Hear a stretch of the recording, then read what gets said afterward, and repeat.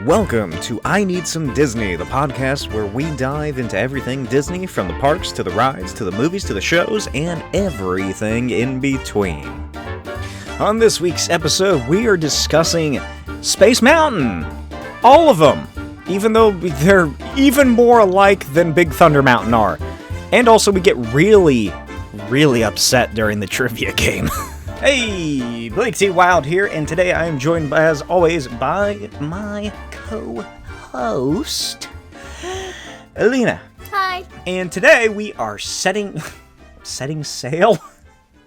What? I don't know why we're setting sail for the cosmos for Space Mountain. That was just sad. I had pirates on the mind from last week's episode. Okay. I'm still thinking about it a whole week later, about how I tricked you all with my cunning deceptions about the pirate captain. Okay, we're done with that now. So, Space Mountain. It isn't just a roller coaster, guys. It's a thrill ride in the dark. I didn't realize I was supposed to read that one. Oh my god. The amount of documentaries and stuff I looked out after Space Mountain and Matterhorn, they love to tell you it's not a roller coaster, it's a thrill ride. Space Mountain is a thrill ride in the dark. This episode's all about Space Mountain. It's the sister episode to our Big Thunder Mountain episode. We'll get into it later. I'm not a big fan of Space Mountain.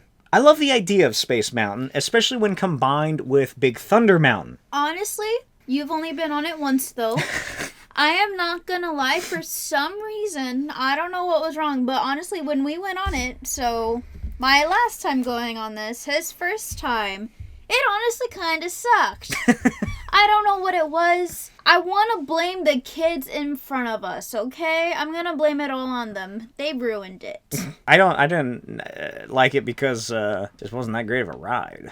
Also, I think a lot of the lights were out or something. Yeah, it looked really dark, which I was all like, what the flip? Like, normally you can see all the stars around you. And also, like, I'm not gonna lie, with those kids, how they were, like, acting and, like, throwing their arms up, it kind of threw me off. It, like, made me more realize that I'm on a ride and not just, like... Going through space, which is the cool part about the ride. Yeah, that makes sense. Yeah, we got two stupid kids in front of us. So, next time we need to ride it in the front. So we can get the full experience. Then you'll freak out like you did on the Matterhorn. Oh, yeah. Like I said, don't personally care for it, but I do love the idea of it, especially at Disneyland. I don't know how it works at Disney World. Where is it at Disney World? Oh, it's in Magic Kingdom, isn't it? Yes, it's Tomorrowland.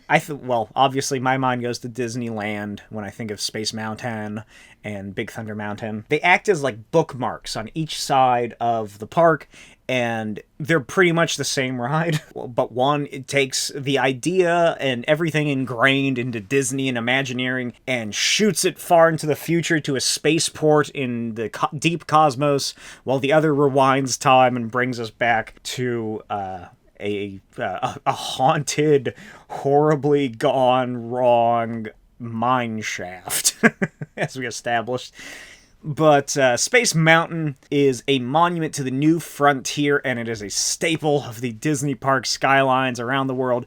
Originally, it was going to be called Space Voyage, but the legendary attraction immerses guests in the fantastical setting of a bustling spaceport, blending retro futuristic design with state-of-the-art thrills, because it's a thrill ride, and it's also twice the size of Disney's previous thrill rides. It's a feat of engineering and Imagineering. This how they fucking packed everything into that cone. Yeah. Space Mountain at Disneyland was designed by Bill Watkins of Walt Disney Imagineering. I'm going to go just over the kind of history of the ride and how it actually works, because that was what I was most interested in. Oh, wait until we cover Tower of Terror. Oh, what does that mean? That's just interesting. So, Space Mountain, early concepts were nothing short of ambitious. It was originally designed as a concept for Disneyland's 1967 overhaul of Tomorrowland, and began development in late 1964 under the title of Spaceport, designed by John Hench. The track was originally going to be 4 tracks going through the one ride. Wait, what? There was going to be 4 tracks. How many is it, actually? Isn't Disney World 2 and Disneyland's 1? I guess. They wanted it to be 4 with the coaster in the dark with controlled space lighting and projections to simulate space travel, obviously. I brought this up kind of in the Big Thunder Mountain one, but a lot of stuff in the 60s and early 70s kept getting stalled or like pushed back and everything. Same thing happened to Space Mountain, but this was because they just didn't have the technology available to run this fucking thing when they came up with the idea in the early 60s. So they had to put some stuff on the back burner. They weren't sure how to really make a 4-track concept work at the time. I'm sure they could do it now if they put their minds to it. And there was also, of course, the absence of a corporate sponsor. So here's the little description of the 4 intertwining tracks. Oh, they're supposed to be Okay, that's just weird. Yeah, so I would not want that. Imagine this. 4 intertwining tracks weaving in and out of... They wanted one of them to go outside of the mountain itself, which is kind of like Big Thunder Mountain. Kinda. Or the Matterhorn, as I mentioned in my notes. That's a better sort of... yeah, that makes more sense. Matterhorn was a big influence on Space Mountain, because that was the original thrill ride. The entire ride...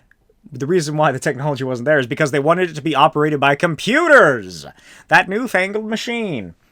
But in the early 1960s, of course, they couldn't really do that. So it was shelved until the early 70s, where they dusted it off, because there was a critical need for a big, fancy thrill ride to take some empty swampland up at Disney's Magic Kingdom at Walt Disney World. So it was renamed Space Mountain. The attraction officially opened in 1975 at WDW, as we in the fandom call it. I don't know if you're aware of that. You abbreviated it and acted like it was a big secret? It became an instant classic. Now, Lena. What? How does the computer system work? I don't know, Blake. How does the computer system work? I'm glad you asked. I'm glad you made me ask. Conceptualized by Disney legend John Hench, the system at the heart of Space Mountain relies on what is called a block system. The track is divided into sections or blocks, and the sensors constantly monitor the location, speed, and load of each car. This system ensures that no car enters a section that has not been fully cleared of another car to prevent collisions. And if a car slows down or stops unexpectedly for whatever reason, the system then automatically adjusts the timing and the braking of the other vehicles to maintain a safe distance of operation. Wait, so you're telling me if this ride ever messed up, I could collide with another cart? No, this is, well... I guess if, like, the emergency generators didn't turn on the block system, then maybe... That makes me never want to go on this again. This is, as far as it's worked so far, it's worked. If a car stops, then the system knows to stop the other cars. Or slow them down if another one slows down or gets caught or something. Has no one read Jurassic Park? No. Clearly not. But they had the ability to do it. Technology fails, and then you get eaten by a dinosaur. Well, explain this then, Miss Ian Malcolm. Why is this innovative system... Chaos theory, guys! Chaos theory! How has this innovative system allowed Space Mountain to run multiple cars simultaneously, creating a high-capacity experience that feels fast-paced and thrilling for so long? Because it's chaos theory. Just because it hasn't happened yet doesn't mean it will never happen. It will eventually happen, and then I'm gonna sue. Well, then you should never go on the Indiana Jones ride again, because they use the same kind of block system. That's why when we were on it, when it slowed down... Don't tell me that. Because it's each section, and if something happens in the section in front of you, if a car stops or it slows down for whatever reason, then the system-wide will slow down each successive... vehicle on the ride. Dang it, Disney. You're putting too much trust into your technology, and you know what? You're going to end up like John Hammond. Which one? The one from the movie. Oh, that's not too bad. I know. The one from the book is much worse. Should I have said the one from the book? You should have said the one from the book. The one from the book. He gets fucking eaten. He literally dies because of technology. He gets scared from... Tim and Lex pushing buttons in the control room, and one of them activates the loudspeakers nearby him, and it plays a Tyrannosaurus roar. He thinks it's the real T-Rex, has a heart attack, falls down a hill, and is eaten to death by Compsognathuses. You done yet? Yeah. Okay. It goes 28 miles per hour. I can go 28 miles per hour. Yeah, I'm sure. You can go way faster than that. That's probably the most shocking thing to me, is that it's that relatively slow. Oh, there's fans in there. Oh, yeah, you kept going on and on about the fans. They mess up my hair. I can tell it's fan wind and not car-made wind.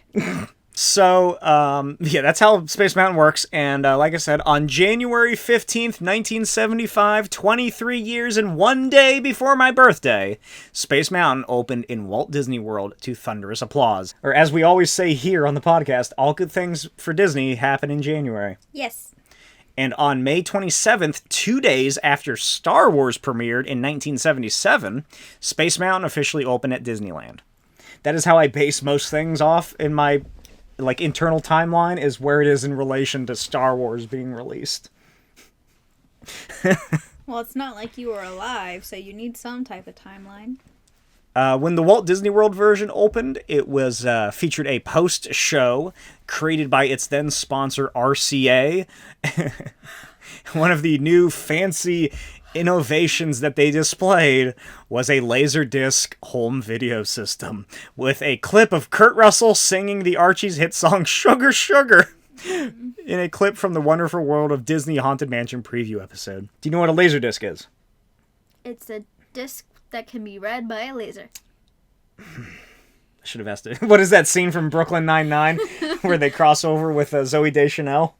And he's trying to get in her car? Yeah. She was like, I set myself up for that. A Laserdisc is pretty much... Just think of a big DVD, but it looks like a vinyl almost. Yeah. It's what the future of home media was once going to be. Of course, Kurt Russell singing the Archie's Sugar Sugar is just, it was big at the time. The RCA mascot, the little dog named Nipper, was originally part of the ride as the iconic dog listening to the gramophone. Have you seen that image? No. So that was their logo, is Nipper the dog listening to a gramophone. For some reason on the ride at the end, they encapsulated him into a glass dome. But eventually he would be replaced by a robot version. Oh. And that was after the end of the RCA sponsorship, so they killed Nipper and put his brain in the body of a robot. Okay. Like RoboCop. Well, no dog can live forever unless you're a robo-dog. Yes, that's right. Exactly.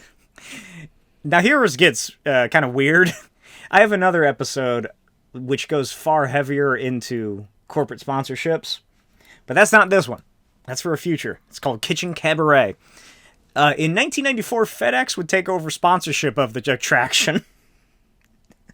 FedEx! And the storyline of the RYCA1 would be reconfigured into emphasizing intergalactic shipping. What? With an overarching storyline for the 1994 Tomorrowland remodel, Space Mountain served as Tomorrowland's primary spaceport, and there were new cues and signage and posters and everything for the big rebrand. Or not rebrand, I suppose, but redo. Weird. Yeah, that was when they sort of closed the entirety of Tomorrowland and redid it all. That only lasted 10 years because FedEx dropped its sponsorship in 2004, and all references were scrubbed from the attraction. On April 19th, 2009, Space Mountain would close for another lengthy refurbishment that would be its most extensive one since September 1999.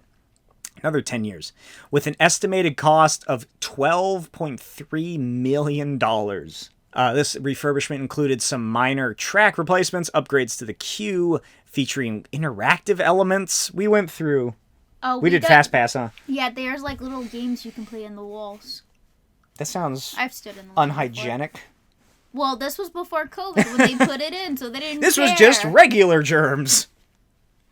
There's also the closing the roof of the load area, whatever that means. I guess they put a roof over the load area. So where they're loading you into the... What was there, a window there or something? I don't know what was there. And a new ceiling for the dome's shell. The attraction reopened November 21st, 2009. So $12.3 million only took them, what, 2 months? That's not bad. No, not not bad at all. Oh, here's something I learned about. Rockin' Space Mountain. From January to April 2007, the Disneyland Resort held Rockin' Both Parks as a promotion. You're lucky I didn't do a whole episode on this. In which Space Mountain and California Screamin', rest in peace, moment of silence, both had their soundtracks changed to songs by the Red Hot Chili Peppers. That sounds fun. Which is weird. It sounds fun. Because I expected, when I saw Rockin' Space Mountain, I was like, oh, it's gonna be that band. What was their names? The ones that the Muppets are taking over? Aerosmith? Yeah, it's gonna be Aerosmith songs. This was 2007. Yeah, that's what threw me off. And then it was Red Hot Chili Peppers. I like Red Hot Chili Peppers. Are you a fan? Yeah. I'm never too into them, but I enjoyed what I always heard. Yeah. That's my Simlish cover. I'm working on it. So I don't know what the purpose of this was. I guess Red Hot Chili Peppers were big in the mid-2000s, mid-aughts, and Disney really needed people to go to the parks. All right, let's hop across the seas, shall we? To Space Mountain at Tokyo Disneyland, which opened with the park on April 15th, 1983, meaning that it was the first ever version of the Space Mountain to open concurrently with a park. Still crazy that Tokyo Disneyland opened in 83. Yeah. That's the same year Star Wars Return of the Jedi came out. Yeah, it is still weird. They did not advertise it. Well, I mean, why would they have? I don't know. Like, especially in the 80s, how are you going to get that advertised to you unless you're a super nerd? Or really rich. Or really rich. But even then, you'd probably just go to Disney World. Because it's the 80s and the Japanese are going to be taking over. Anyway, from the opening in 1983 and until late 2006, Tokyo Disney's Space Mountain was an almost exact clone of Disneyland's Space Mountain. The ride was then redesigned to have a more sci-fi futuristic look to it, similar to the refurbished Walt Disney World version, with new sound effects, Spaceport, and all that other junk. And for some reason in my notes, I made mention that there is no ride audio in the seats, just like the Disney World version. Did you know that? No. Me neither. Although I've never gone on it, so I would have never thought. And big news, which has... I forgot to bring it up at the top of the show. Space Mountain just had its, 50th anniversary last week or so at the time of recording. But also, construction or reconstruction, refurbishment, I don't really know what to call it. They're kind of redoing everything. Of Tokyo's Space Mountain has officially begun. And by 2007, the area will be completely rebuilt. It'll have the original concept as a thrill ride that takes guests through a high-speed journey through space, but everything about it's going to be enhanced, brand new effects, new screens, I'd imagine, new fans, possibly. And the exterior looks interesting. Cool. I guess it's cool. I like the rigidity. I like the retro sci-fi of the original Space Mountain. It does kind of look like it's melting. It does! It looks like Space Mountain is melting. Yeah. I'm hoping that's just because that's how they drew the concept art and that it doesn't actually look like it's melting. Imagine what it would look like on a hot day. Probably like what it looks like normally on a cold day. Uh-huh. But yeah, so that is taking place. So Space Mountain is going to be closed at Tokyo Disneyland for the next 2 years. Yay, boo. Well, yay, because they're redoing it. Yeah, because they're doing something else. Tokyo Disney, I think, is possibly the best of the Disneylands from what I've seen online. I want to go. Yeah, it's because Disney has nothing to do with it. Well, they got a little. They don't control anything that happens in the park. Yeah, that's why people like it the most. All right, let's hop across the seas once more, but a little up this time, to Paris.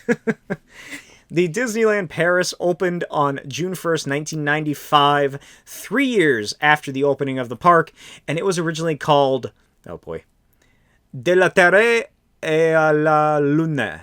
Isn't that just Lune? Luna. Well, it's moon. It was originally designed as a... What? I don't know what I wrote. on space travel. Oh, it was originally... I don't know why that threw me off so much. It was originally designed as a view on space travel from the Jules Verne era perspective, based on the novel From the Earth to the Moon. So, I love Jules Verne. I love that sort of steampunk. I was obsessed with that stuff in high school. I was one of those kids. And this track was significantly different from the other four, both on how it looks and what it does. It's the only one to include a launch and also have 3 inversions: Sidewinder, a corkscrew, and a horseshoe. Huh. Yeah, that's neat. I don't know, how do you feel about inversions on a space mountain? I mean, it makes it more of... I guess it makes it feel like you're on a rocket more. Mm-hmm. Makes it more of a roller coaster. No. Makes it a thrill ride. No. This is a thrill ride. The Disney Paris one underwent modifications in 2005 and became Space Mountain Mission 2. The journey was slightly different from the first because this one took riders beyond the moon to the very edge of the universe. And until 2017, it was this until they rebranded it to Star Wars Hyperspace Mountain. Do you have any thoughts on that? No, I just like that it's different. So yeah, Hyperspace Mountain is exactly what it sounds like, Star Wars Hyperspace Mountain. It's Space Mountain with a Star Wars overlay. With the music, the sound effects, with the screens, there's TIE Fighters, there's X-Wings, there's some Star Destroyers. You seem to like the video that we watched of it. Yeah, it looks cool. It's neat. I don't really know how well, it's a cool idea, but I don't know. I feel like they could have done more with it. Because, it seems like the screens that they have on the ride are really small. So, there's more sounds than there are visuals. It kind of made me think that I was, watching Star Wars with my eyes closed in the video that we watched. Links, of course, in the description to everything. But Hyperspace Mountain was also... It occasionally pops up every now and then at Disneyland. I don't think Disney World ever does it. It seems to be, probably every April or May. They might bring it back for Star Wars Day. For a time, when... Force Awakens released, and then Last Jedi, and maybe Rise of Skywalker, they did Hyperspace Mountain in the States. But I don't think it's really been too big of a thing ever since then. And now let's hop back across the seas and down a little bit, but not as down as before. For Space Mountain at Hong Kong, Disneyland, which was based on the refurbished Space Mountain at Disneyland, with a similar soundtrack and similar layout. It also featured new show elements that were not featured at the California version, such as the Hyperspeed Tunnel. Is that at Disney World? Does Disney World have the Hyperspeed Tunnel? I guess not. I don't remember. I don't know. I don't know. Who knows? But it did not feature the rock and space configuration. I like that has to be brought up. So that kind of is all that we have to say about the Hong Kong one. I mean, what can you really say? It's the same as the other ones. But it also had something very special, and that is another overlay. Because there's really not much you can do with Space Mountain other than just some overlays. Digital overlays, I should point out. And that is Space Mountain Ghost Galaxy. It was, I should say, a seasonal overlay at Space Mountain at Hong Kong Disneyland and occasionally regular Disneyland for a time. It first premiered at Hong Kong Disneyland in 2007 and at Disneyland on 2009 as part of the Halloween season at the parks. I don't think they do this anymore. I'm pretty sure this ended a couple years ago, as far as I know. But here is a sort of description of what happens at the space station. The planet screen at the front has been changed to reflect the spooky overlay with scary screens like a blue screen of death saying signal lost or loss of signal. And outside of the dome, 5 projections play with several Halloween-themed color schemes. Just basically, there's a lot of skeletons or ghouls. I wouldn't even popping say... out. Yeah, I'd say they're more of a cosmic ghoul. Ghoul. What did you think? Because I assume you've never heard of one of them was this. a skeleton. It was interesting how they kept like popping out, made it somewhat of a jump scare. There is a good jump scare at the very end of the ride, like when you're sort of about to pull it back into the tunnel. I don't know. I thought it was cool. It is. There's a Doctor Who episode that it reminds me of where it's like the devil is in space or something, and he kind of looks like the big orange cosmic ghoul, nebula ghost, or whatever they're called nebula ghosts. Again, it's kind of my issue with the Star Wars one, where like the screens aren't that big enough, and I don't really know how well it would work because I've only seen videos. I've never experienced it in person. Would you have gone on this if this was available? Yeah. You would have been scared shitless. I don't think. Well, I wouldn't have been that scared. I feel like that last jump scare would have got you. Yeah. It's, I don't really know what else to say about it. It's a neat idea. It's interesting. It's something unique, and it's a pretty original idea. Like, who the hell would go to, like, Disney and think, okay, it's Halloween time. What rides have a Halloween theme? Space Mountain? Ghost Galaxy? What is it called? Like, I don't know, there's like no story to it or anything like that. It's odd. It's just, like, what are these things? I feel like I don't think it really needed to have a story. I guess. Yeah, no, maybe story isn't what I was looking for. It just, I don't know. I wish that there was more variety in what we were seeing, or like different stuff happening, because it's a lot of just the nebula ghosts appear out of like burning patches of like nebulae, and they reach for you. And then they dissipate. And then another one reaches for you. And then that one dissipates. And then a big face appears. And it has sharp cosmic teeth. It's a neat idea. I feel like there could have been something a little more interesting with it. Other than just constant, I'm gonna get you! It's the space equivalent of a haunted house. I guess. They're not allowed to touch the people who come in, but they have to reset every once in a while and just go back to where they came from. So that covers pretty much all of the major elements of all of the different space mountains. I think I'm going to read off some pop culture references that I found that were fun, and then you and I can discuss our thoughts and feelings on the attractions. Okay. So a Golden Girls episode called Two Rode Together sees Dorothy take Sophia to Walt Disney World for quality time, but Sophia wants to ride Space Mountain. Meanwhile, Rose and Blanche collaborate on a children's book. So that makes sense. They're in Florida. Yeah. They go to Walt Disney. We need to get back into watching Golden Girls so we can find this episode and see them go to Space Mountain. In November 2013, Disney Publishing Worldwide revived Disney Comics as an imprint, and there was a Space Mountain graphic novel. In 2014, unlike the Pirates of the Caribbean episode, that is a real comic. This was interesting. Screenwriter Max Landis wrote a feature film based on the Space Mountain attraction, based on the 1950s Jetson-esque retro future idea, and the premise of this future wouldn't contain internet or cell phones, but would have been powered by large contraptions and robots, with a key plot point of the film being that people get sent into hyperspace and upon their return realize that their souls have gone missing and are eventually transformed into terrifying monsters. Yeah. The film was ultimately scrapped. What the fuck? Those are two completely different things. Like, you get drawn in at the beginning, right? I guess. You're like, oh, that sounds neat. Maybe FedEx will be in part of it in some way.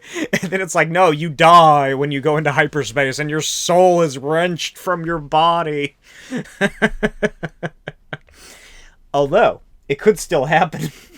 Because in 2020, a new film adaptation was announced to be in development.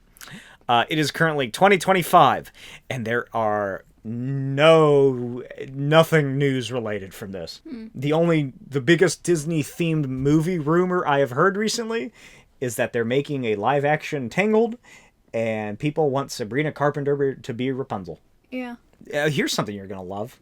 There is a Space Mountain Easter egg in Meet the Robinsons. Oh, there is? Yeah, I guess. I don't know. I've only seen that movie once. And it was, what, last year? When did you make me watch it? Oh, wait, I stand corrected. There is a piece of news. In April 19th, 2024, it was announced that Jason Applebaum and Andre Nemec had been tapped to write a script for a family-based adventure, or a family-friendly adventure film about Space Mountain. That might be cute. Or it might not be good. I don't know. If there's no soul losing, what's the point? That's weird. John Landis was big in like the 80s and 90s. He did the Twilight Zone movie where those people died in that helicopter accident. Mm-hmm. Like, was Ghost Galaxy influenced by this John Landis script? Because that's what it seems like. What if the Nebula ghosts are the previous riders' trapped souls from going through hyperspace? So that's everything Space Mountain related. We went through that one pretty quickly. I didn't really stop and discuss each one, but let's, I guess you can talk about Walt Disney World Space Mountain. I only have what I know from my one experience at Disneyland. I mean, they're not really that different. Space Mountain in Walt Disney World is about double the size. I think it's like 300 feet but it also diameter. Has 2 tracks. Or 300 meters in diameter. It also has 2 tracks, though. That's what I thought. Mm-hmm. I thought it did. It has 2 loading sides. It could have had 4.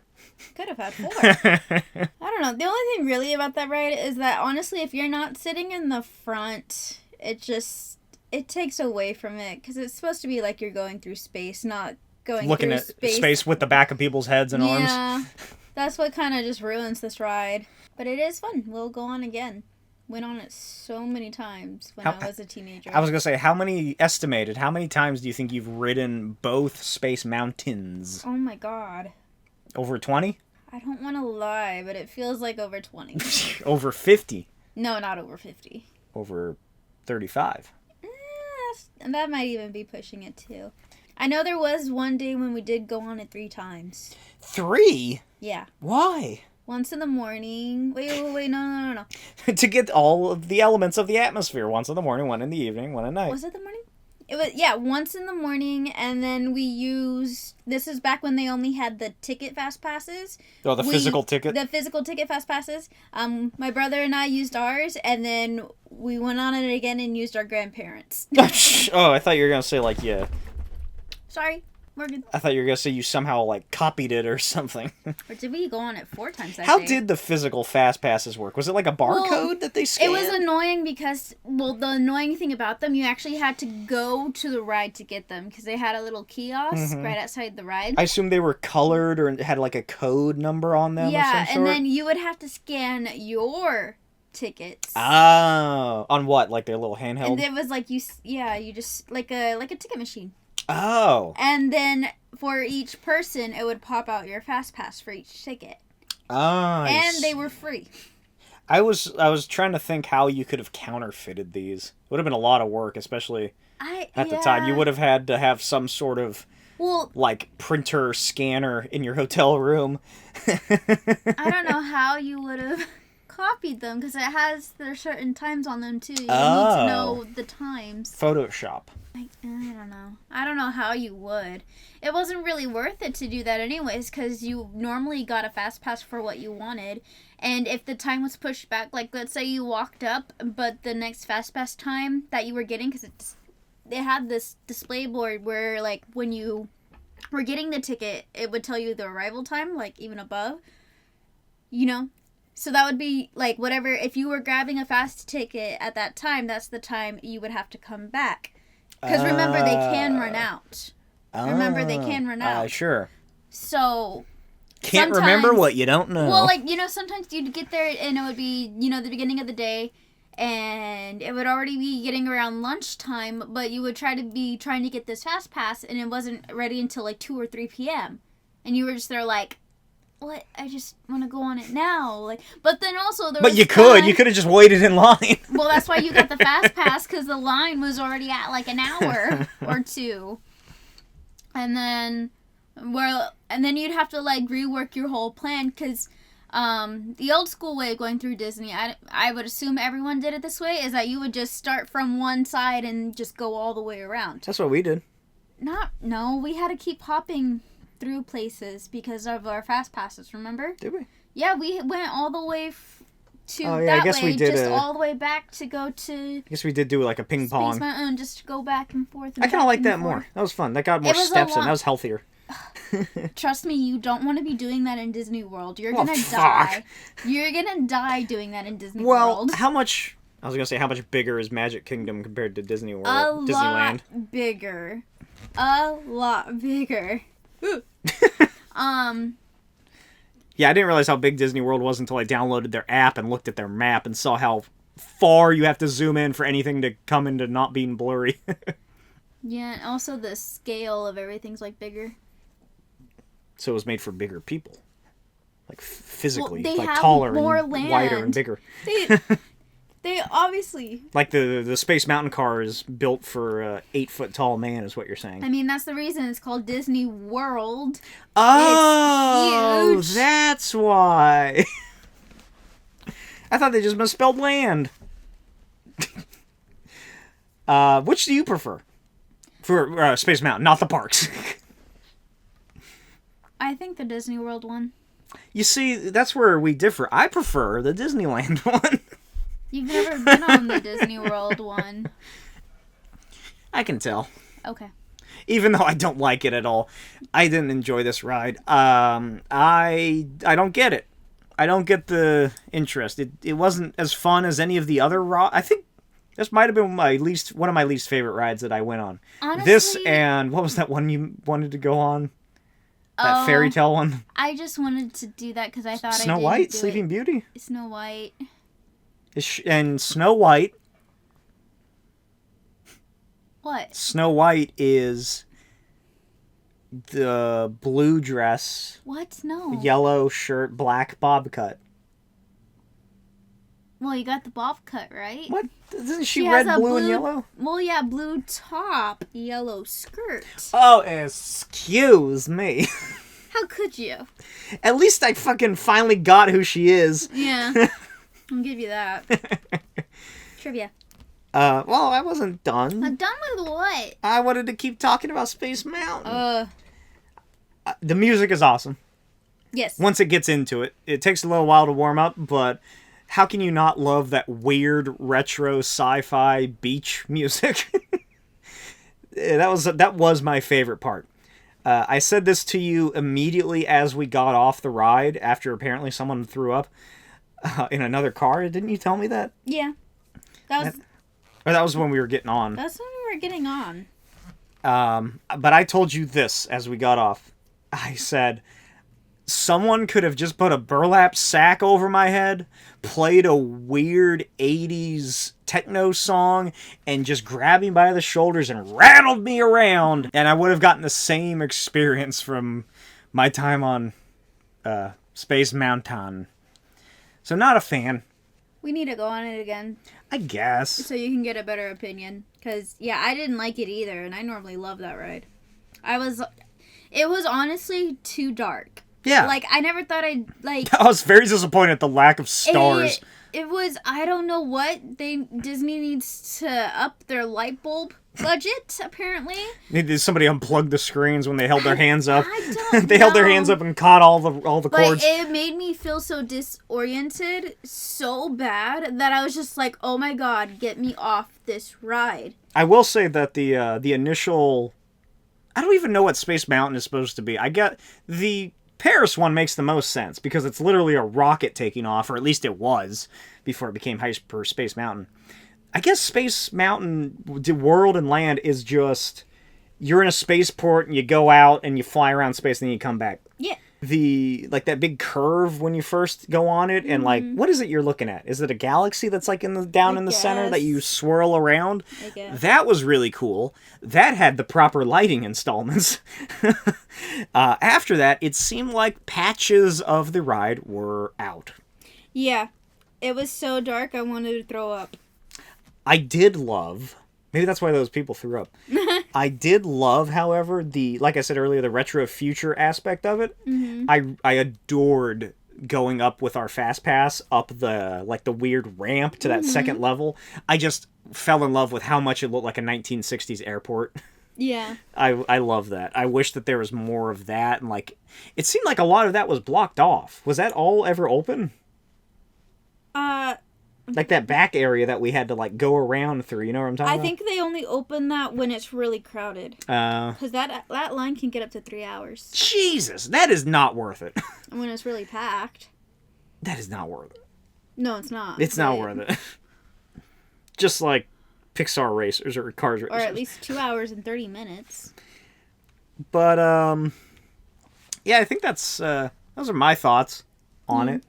I like the look of it more than I did the actual ride. Yeah. I feel like I would have had more fun if we had just waited in the queue and I got to look at stuff. And you could have played the games. I could have played the games. I could have pressed the gross buttons. Assuming, are they still there? Were they there when you went last? I think they are. I don't know why they get rid of them.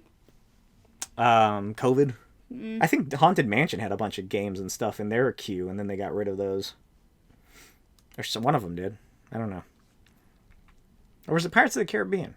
No. I can't remember. I know I'm pretty sure it's Haunted Mansion. Haunted Mansion had like, you could like press like a tombstone and like there was like an organ sound would play if you like hit some stuff or whatever. I don't fucking know. I've never been there. But that leads us to the end where we do a trivia. Are you ready to get trivialized? Yes. So the score as stands, Blake 5, Lena at 7, because I gave her a bonus point because she got an answer without even having to read the multiple choices. So I'm playing this on the Disney Play app, which is some ridiculously hard questions for what should be a fun game that you just play with your family when you're waiting in line. Would you like to read my question out to me? Maybe just read the question to me. See if I can get it without getting the multiple choice. I might be able to get this. Ooh. Which Frontierland attraction began welcoming passengers on November 15th, 1980? Oh, God. No. I want to say Big Thunder Mountain because that's the only one I know. There's more than that? Attraction. What does that? Doesn't that mean a ride? Well, like, yeah. Attraction. Is Big Thunder Mountain a choice? Yeah. Oh, just read me the choices. Okay. Country Bear Jamboree. Oh, okay, no. Big Thunder Mountain. Splash Mountain and Walt Disney World Railroad. I don't even know what that one is. The Railroad. The Railroad? Railroad. 1980. And this was at Disney World? Right? Or did it say? No. Oh. God damn it. I'm gonna have to just say Big Thunder Mountain. You're right. God damn it, I should have just gone with it. I would have gotten 2 points. But I second-guessed myself. That's why you never do that, kids. All the kids that are listening to this podcast. Here you go. 6-year-old Maria's wish to be a princess came true in early November 2020. As part of the wish, she received a virtual royal visit from which brainy princess? Wait, what? So this sounds like, what is that program where dying kids get a wish? Yeah. Can you read it again slower? 6-year-old Maria's wish to be a princess came true in early November 2020. As part of the wish, she received a virtual royal visit from which brainy princess? Think of the smartest princess, I guess. Would you like me to read the choices? No, hold on. Smartest princess. I don't know what that means. It's not like I know the answer. 2020? Who's Maria? Maria, a 6-year-old. 6-year-old Maria? Who the hell is Maria? I don't know. What the hell is up with these It's questions like this that really make you say, "Oh God!" Maria, is she a Disney character? No! What? She's just a child? She's a child! How would I supposed to know what a child did at the park? No, it's not at the park. She was clearly interned in a hospital because it says she received a virtual royal visit. What? 6-year-old Maria's wish to be a princess came true in early November 2020. As part of the wish, she received a virtual royal visit from which brainy princess? This is the stupidest question ever. Brainy Would you like to princess. give up your extra point? I keep wanting to say Belle, but that feels wrong. Okay, what are my choices? You give up your extra point? Yes. Ariel. A. Ariel. B. Belle. C. Cinderella. D. Rapunzel. It's funny that they go by the letter until they get to Rapunzel. I guess there's no D character. I guess Belle? B. Belle. That's correct! Oh, I could have got an extra point! We both could have got an extra point! As a native Spanish speaker, Maria's wish was granted entirely in Spanish. She became an honorary princess that day. And there's a picture of her. The hell? How was I supposed to fucking know that? Piece of shit question. Why would I give a fuck about a child named Maria? She better have cancer and better have survived after I'm talking shit. What the fuck? Oh my god. Maria, hope you're doing good if you're out there. I hope she's okay, but my gosh, how would I know that? Yeah, the picture of her, There's so many kids who pick Disney as their Make-A-Wish. Maria Disney 2020, let's see. What the fuck is this? Is that Rachel Zegler? Wow, Disney, you were really desperate in 2020. November 2020, really hard hit. Here it is. Oh, it is Make-A-Wish, oh no. Oh, web server down. The one website with anything on it I can't get to. Ooh, leukemia. I don't want to know if she passed away. Just click out. I don't want to know. She's from Arizona. Oh my god. What, did the algorithm in that app just be like, oh, they're from Arizona, so they should know this kid from 2020.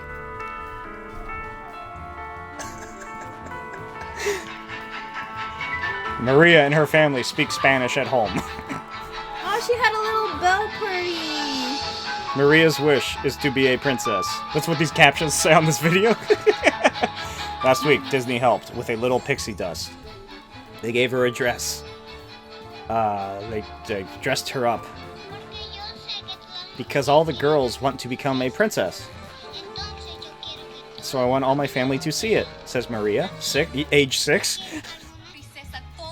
Okay, now they got Belle talking to her in Spanish, reading a book, I guess.